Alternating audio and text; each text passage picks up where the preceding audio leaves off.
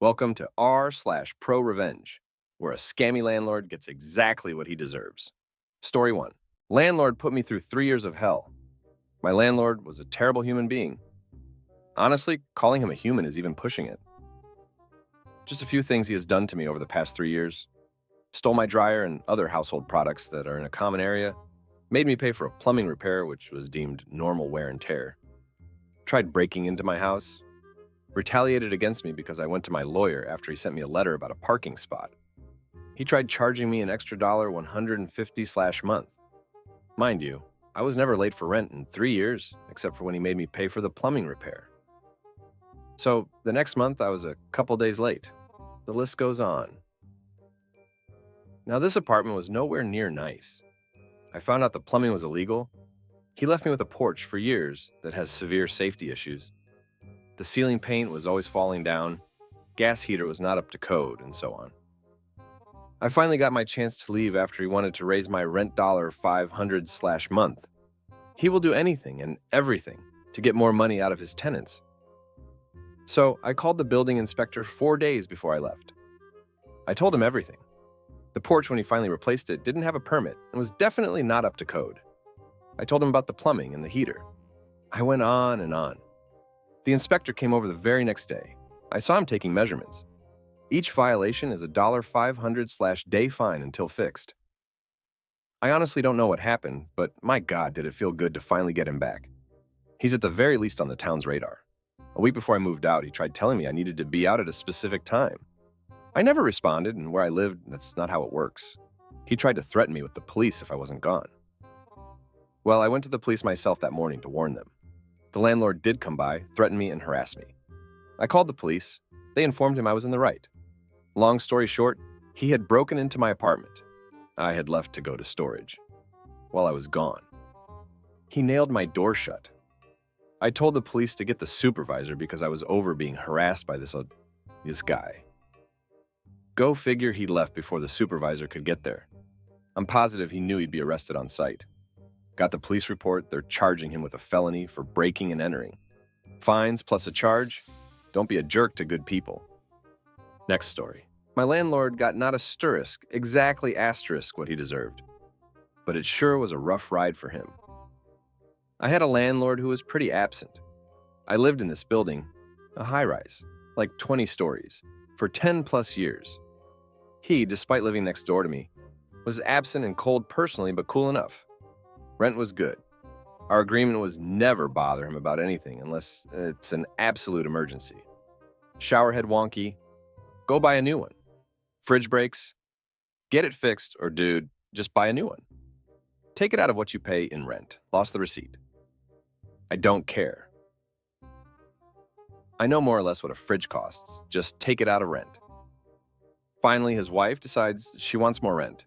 Wants to rent the place out as an office, not legal, and wants us out ASAP. I agree to move out a month early and get a month's rent back plus deposit. Complete 180 on their part. The place is ruined. Can't give you shit until you fix all this stuff. 2 main things. My cats did scratch up the leather legs of the dining table, and the pull-up bar made 2 dents in the door frame of the kitchen, which was quite nice hardwood. They come to me with this list of tons of stuff, like, oh, you hang a photo frame here. This tile is slightly chipped. This is the busiest work time of the year for me, but I'm trying to be cooperative. Sure, I got the table legs re-leathered. Spackle the photo frame wall hole. Can't do anything about the door frame. Take it out of deposit. Patch the tile. Like dozens of little everyday wear and tear things. Like, you want me to change the window screens? These are all new screens and in nicer shape than when I moved in. But I did them all. I trusted the guy. Gotta get my money. At the end, you should have been giving me 24K RMB, £, 2,500. He gave me 5. I still need to use the money to fix all that stuff. If you can't accept the 5, I can't give you anything at all. I was super pissed off, but took the 5. Now, people in the building are gossipy. I don't participate, but I did tell this one older lady about my frustration. She told everyone. The wife went from being the star of the mommies group of the building to nobody wanting to talk to her. People shunned the guy too. I originally told them I was planning on moving to another city, but an opportunity came up, and I ended up renting a similar unit in the same building. So they thought they could just screw me over and not have to see me, but now they still did. Often. A year later, the office calls me with some question about how to do something with the floor heating. I go, door frame is not fixed and still has dents. I call the guy like, what the hell, man? And he tells me to mind my own business. 5 years later, I see the light at my old place is still on at 3 a.m. Huh, that's odd. I go to check, the door's open, and the place is just trashed, ruined. The cabinet's broken, stuff on the walls, lazy landlord. And the dents on the kitchen door frame are still there. So the guy never fixed anything, just kept my money. By this time, smartphones were popular, and we had a chat group for the whole building, so about 500 people. I took pictures and posted everything. Apparently, he had also nicked these people's deposit, and there was a huge ruckus when they trashed the place. Cops called. All these people chime in with complaints and pictures. People smoking in the hallways, leaving leaky rubbish outside the front door. Videos of people using foul language in front of children. Dirty footprints. He got fined a lot for one, creating a public disturbance. 2, degrading the quality of the living space. 3, illegally renting a residence as an office. And to top it off, the building management wouldn't grant him permission to have workers in to fix the place. So it sat there empty for like 6 months. The fines were big too. Take approximately one. 5 months rent for me, lose a year's rent. Suck it, bro. In the comments, we have a story from Taprani renting in China. To get our bond back, I went to the agent's office and refused to leave until they paid. Was there for hours. After a screaming match, I had to walk them of them to the ATM to get it. Another former tenant was there chasing their bond as well. The agency was trying to claim their whole bond for damages done to the tenant's personal items after the apartment flooded from a broken pipe in the wall. Next story. Got rude guy arrested for suspended license.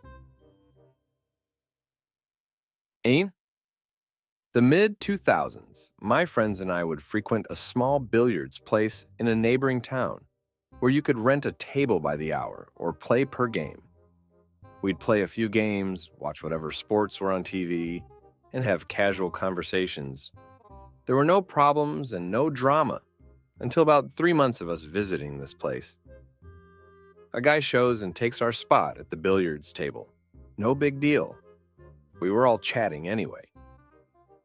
20 minutes later, my friend lets him know, we want to play next game, and the jerk is super dismissive. Needless to say, we didn't get in during the next game. So I politely let him know we wanted to play next. Another lady chimed in and she wanted the game after us. The guy blatantly ignored me and the other woman. Some more time going by and the guy leaves the table. We see our chance to get in. We put the quarters in and the balls are dispensed, except the green 6 ball. The guy took it to the bathroom with him. At this point, it was ridiculous, and we notified the manager. The manager noted it was 12:30, and they were going to be calling last call and closing, so he didn't want to make a scene by kicking him out. He gets us another ball so we can play. The guy comes out of the bathroom and knows we realized what he did. He smirks and proceeds to the patio to have a cigarette, bringing along his beer and the green billiard ball. The guy comes back in and tossed the ball he was holding onto the table, hitting a few balls on the table and messing up our game. He goes up to the bar just in time for last call. One of the friends I was with suggested we follow him home, and each call the highway patrol to report a suspected drunk driver. 3 of 4 of us agree. So when he leaves, we used our trusty Nextel push-to-talk phones and coordinated several calls to the police. We provided details like license plate, vehicle make and model and color, and mentioned the car nearly hit another vehicle, was swerving between lines and driving erratically. This was under a 15-minute plan. We had no idea where the guy lived, but suspected it was close, as he was visiting a neighborhood place, so our time was limited. The one guy who didn't notify the police tailed the jerk and called us giddy when a police officer pulled between him and the guy and turned in his lights to pull him over. The police blotter that week included an arrested of a guy who was pulled over after multiple calls of erratic driving. He wasn't arrested for DWI, but instead for driving on a suspended license. TLDR. Guy was a jerk at a local billiards club, so we got him pulled over by the cops and he was arrested for driving in a suspended license.